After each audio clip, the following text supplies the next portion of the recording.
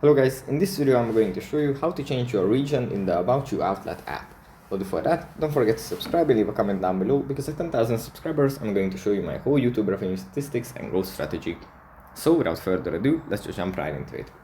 First we have to open up the About You outlet app, and here it usually opens up in the shopping menu where we have our recommendations and where we can buy different kinds of articles. But from here we have to go into the account menu in the bottom right corner, and here we have to select the third option from this list.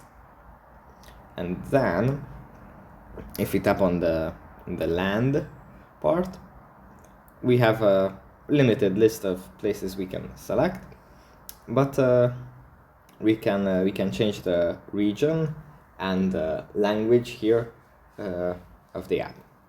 Let's say we are from Romania. You just tap on this, and the language is going to change. You have to enter your password and email address again, but you can change it this way. So that's pretty much it for this video. Hope it was helpful for you guys, and I'll see you in the next one. Bye.